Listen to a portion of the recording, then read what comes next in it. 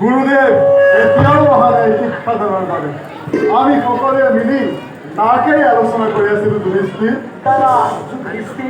তোমালোকে এটাই ইয়াতে অপেক্ষা কৰা, মই যাওঁ পিতাৰ কাষলৈ।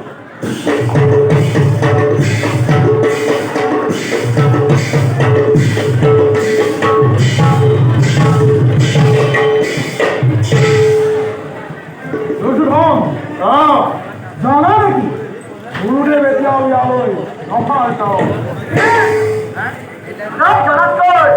তোমালোকেহে জনা উচিত, কাৰণ গুৰুদেৱ তোমালোকৰ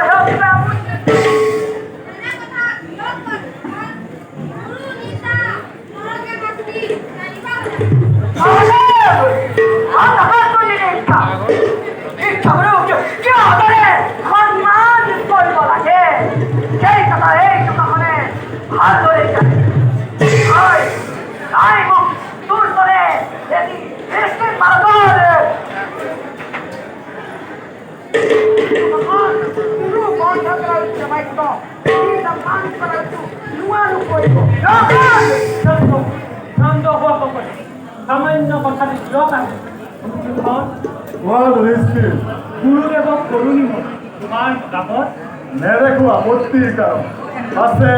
কোনবা যাব গুৰুৰ সমিতে? দাদা আজ্ঞা দিয়া। মই আৰু ভীম দাদাই গুৰুদেৱৰ নিমন্ত্ৰণৰ ভাৰ কৰিম তো চোৱা ভাইহঁত এতিয়াই যাত্ৰা কৰা কিবা ইচ্ছা দাদা ব'লা ব'লা দাদা